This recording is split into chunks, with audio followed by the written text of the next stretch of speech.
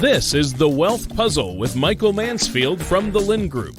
When a part of your financial strategy is out of tune, your long-term goals, your retirement savings, and your legacy can all suffer. With many years of experience in the financial industry, Michael provides his clients and prospects with the information they need regarding Social Security, retirement income planning, wealth management, and much more. Listen in as we address your financial concerns and provide helpful solutions to put you on the path to achieving your retirement goals. And now, here is The Wealth Puzzle with Michael Mansfield.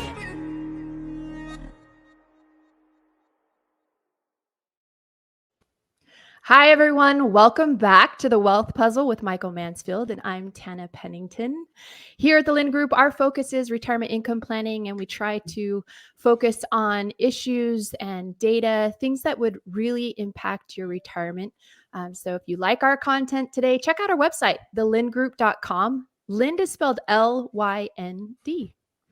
So you just had a birthday. How was it? Happy birthday. You would bring that up. Obviously birthday? You can tell that, with the stock market down, I've lost all my hair this year. Dear. No. Aging moment by moment. No. It was good. It was good. I'm old.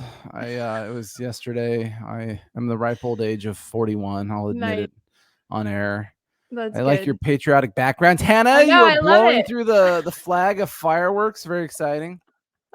Since we flaked out on the 4th of July, we wanted to make sure we celebrated it. Yeah. So what's funny about my birthday, though, give some inside baseball to everybody. Tana always sends me a present, but I'm now noticing that every time she sends me something, it's a self-help book. It is. You're right. And so I'm like, Mike would really like this. Geez, I didn't realize all of those suicidal jokes I make to her are weighing on her. I'm very concerned with you right now. It's like, this guy. Yeah. I just wanted to lift you up. Yeah. I like doing these shows, but I'm realizing the one thing I hate about them is it shows the redundancy of how often I wear the same shirts. That's true. I thought about that too myself. I'm like, what should I wear? I swear I wash them, but I'm like one of those people. Like it's funny how you age, because like when I was younger, always new outfits and going to high school, right? And, really worried about it. Now that I'm getting older, I fall into these traps of comfort. Matter. I'm like, this shirt. Oh, I really like this shirt. It's really comfortable. And you'll wear things more than once. So all of a sudden now I'm wearing it all the time, and then I'll cycle something else in, and something will fall off. Oh, but I'm in the trap. I love it. You're not the only one. Well, I agree. That comes with age.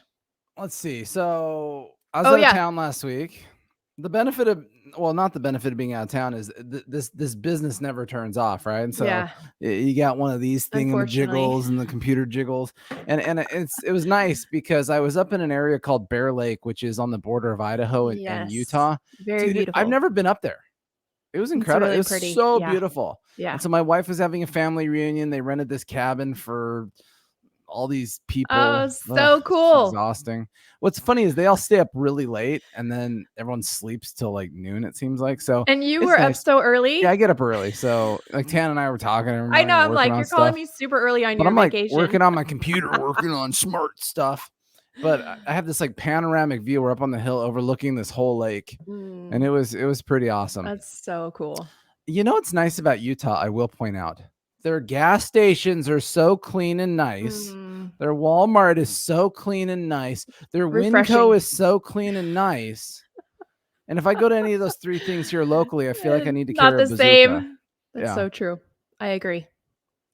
I totally agree. But we have the weather, they say. Yeah, I know. Beautiful weather. Yeah, they say.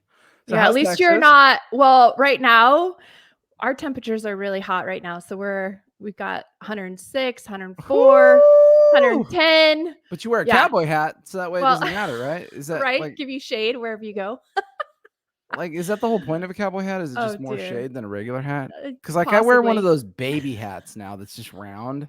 Where serious, that's what we call them. Like I wear a baby hat because I can't afford your dome. And if I wear a baseball hat, the back of my neck gets sunburned. Yeah. And then I have like that distinct line on my head. Good coverage. I'll tell you what, who knew having no hair would be such a Greek tragedy. But I thought you would find this interesting. So, moving away from California, I thought I would escape those rolling blackouts. Oh, yeah. They have the article. Hang on, I'll pop it up while you're talking. Yeah. So we're supposed to today between 2 and 8 p.m. We're supposed to be, really conserving our electricity because they are saying that, our demand is way too high for the supply. So yeah, but so when you sent me this, I read this at like 4 this morning, and I literally laughed out loud by myself. Like I know, I was like, seriously, that thing followed me. Yeah. Let me find out where it said it. It was so funny because and it's a higher level than just Texas. So the whole Midwest is trying to adopt renewable energy. Right. But let me tell everyone a secret. It's a secret. Renewable sucks. It's a great concept. I mean, this is like masking with COVID. The concept is phenomenal. Right. And if everybody could get the concept right, it would probably work really well. The problem is the reality is it just didn't work well. No. Renewable energy is a great idea. The problem is the technology is not there for the level of demand. Right. And in this article, wherever it was, for some reason, I can't find it. What's going on in Texas is they don't have enough wind for the windmills to spin. Yeah. And so the whole point of this is all of a sudden Texas, who had like the super grid, who had no issues. We saw this at a year or two ago in the winter when all the windmills froze. Yeah. And then everybody froze. I guess that was last winter. Yep. And the year before that too as well. So it happened twice, both in each February of the year. Right. We had the freeze. So guess what? When the wind don't shine and the sun don't shine, this stuff has a lot of challenges, and there just ain't enough battery backup to support the whole thing. Right. Anyways, I don't know where it was. I was reading it in here though somewhere. But what a fascinating issue, because once again, everybody is pushing for this stuff.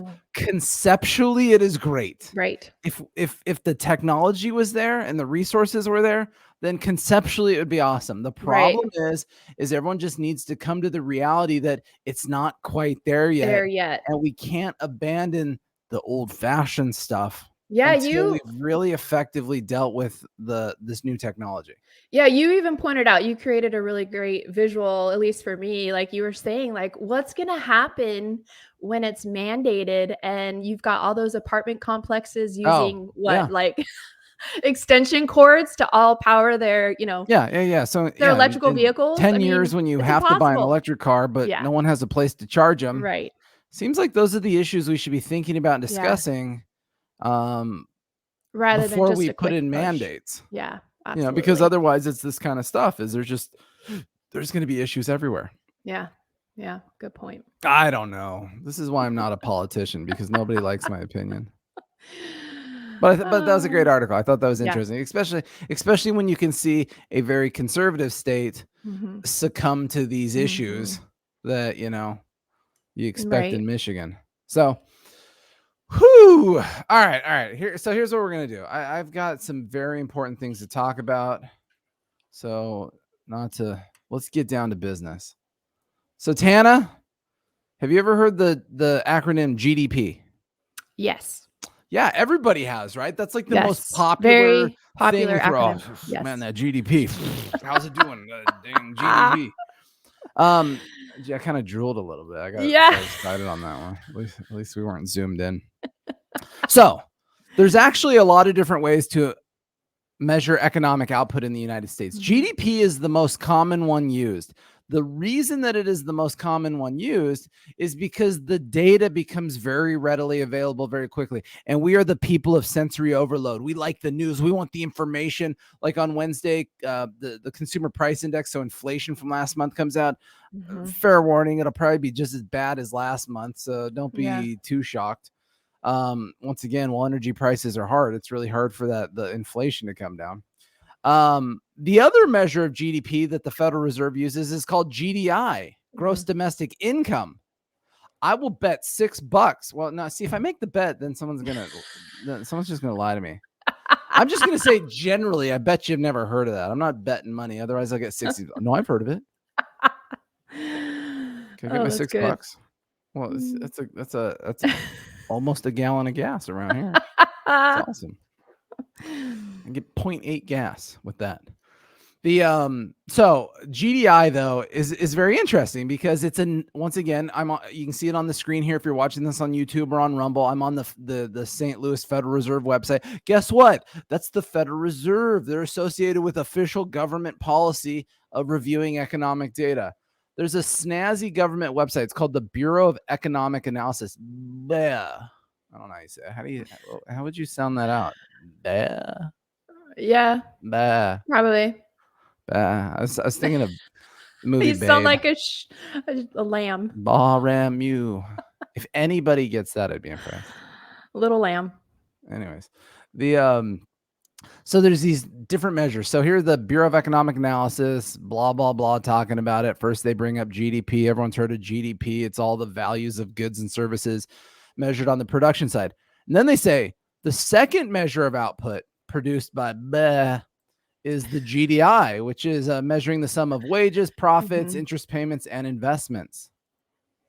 And everyone's saying, what are you talking about? I've never even heard of this. Once again, the reason you've never heard of this is because the data comes out a month behind the GDP data. And so everybody's already checked the box of old news on GDP, and they ain't belaboring it anymore at that point. But here in this fancy chart on the screen, you see the two numbers.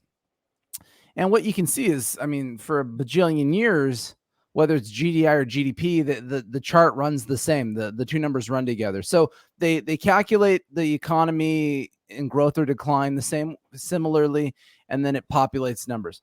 Blah, blah, blah, blah, blah. Let's read down here. Sorry, I'm reading fast. I hope everyone's catching this. Yes, I will email you this link if you think that I somehow typed this up and made all this up. No. Federal Reserve economist Jerry... How do you say that name? Nailwake? No. You said it. I was going to say something different. Explored the differences between GDP and GDI in great detail. Say it again, Tana. Nailwake. Argued that GDI might be a better indicator. What? I'm so confused. I live off of GDP. How is there a better indicator? As advanced estimates of GDI are closer to the final estimates of both measures. So what they're saying is everyone's quick to the gun with the GDP. Oh yeah, here's the number. And then every month they revise it, right? And so what they're saying is because the GDI comes out slower, it tends to be a little more accurate with what the final results are for a given quarter. So then I went to the BEA website. It even says at the top, if anyone can see this on YouTube or Rumble, an official website of the government. Good resource. That's impressive. The U.S. Department of Commerce. And so here what we have, what everyone follows, real GDP. So this is referencing back to the first quarter. I know that seems like a millennia ago. The first quarter ended March 31st. The advanced estimate that they call it comes out in April real quick. And so at first it was negative 1.4%. Right. And then a month later it was negative 1.5%. And a month later it was negative 1.6%. Right. So, pretty boring. Then you come down to the GDI. You never heard of this stuff yet. Somehow on all these government websites, I'm finding this everywhere. Isn't this incredible? Maybe it's newly invented. You notice something, though. Under advanced estimate, Tana, what do you notice missing under real GDI? No reporting.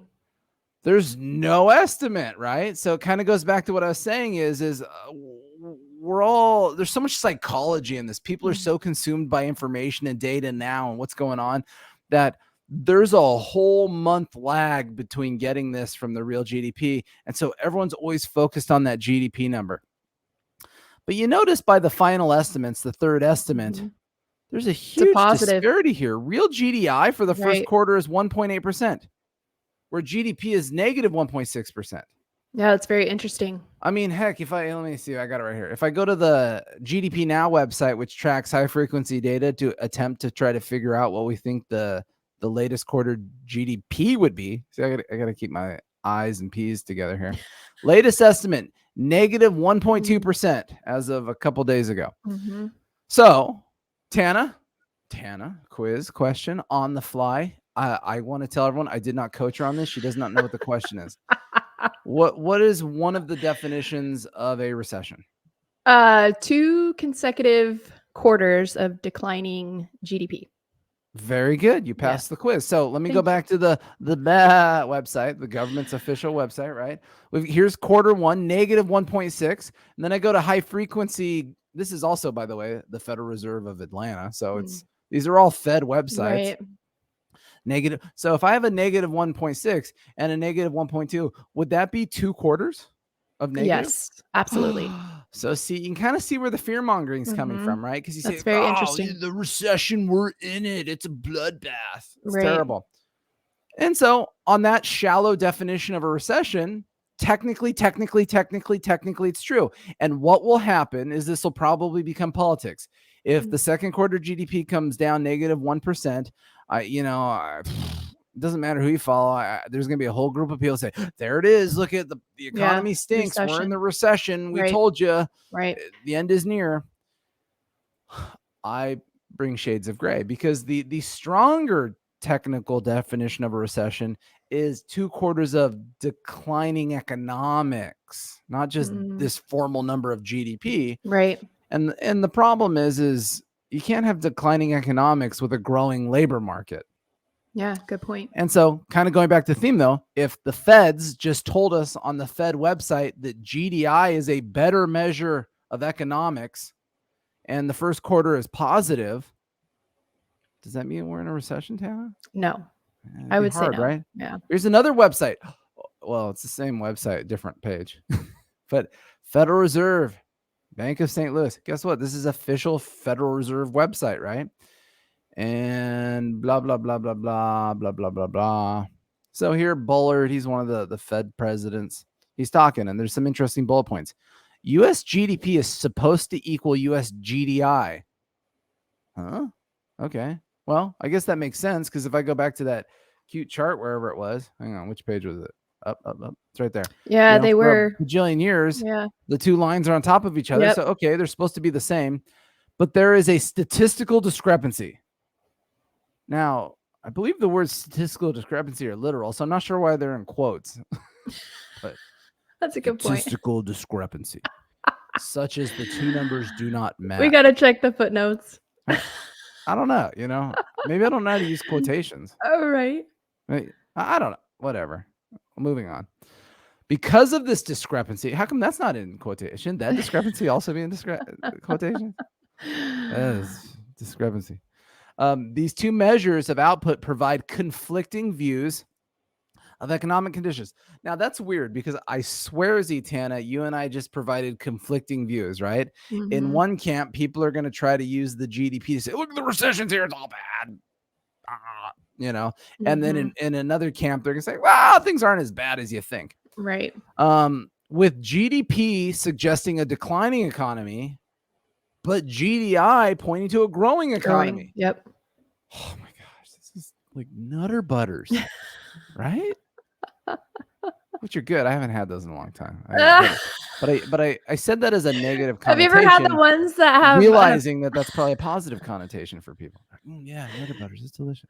No, have you ever had the chocolate covered ones? My kids like those. Yeah, they dip them in chocolate as if they need more sugar on them. But so my wife's family at the reunion was having this debate on if you had to organize, those little wafery things you get, the wafers, and they have like vanilla, chocolate, and strawberry. Yes. Yep. In what order are they the best? Oh, interesting. I would say chocolate on the bottom, vanilla in the middle, strawberry on top. That's what I said. Yeah. And you know what? All the normal people in her family, there's not many, but all the normal people in her family, they all said that too. And all the really not normal people, they were like backwards. And I was like, oh, man, chocolate wafers. Blah. Oh, the division, even in those cookies. We can't even. This country is such a mess. We can't even agree on wafer flavor. So true. Yeah. So basically, we unfriended everybody that disagreed with us on that instantly, right? Oh, that is good. And we're sending them hate mail. No, never. And then the Federal Reserve, Mr. Bullard, goes on to say, at this point, the GDP measure appears to be more consistent with observed labor markets, suggesting the economy continues to grow. Yeah, good point.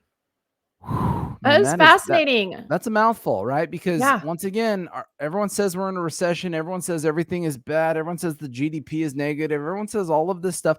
And emotionally, I think we are in a recession. I think I agree. Because it's lasted a long time. Recession.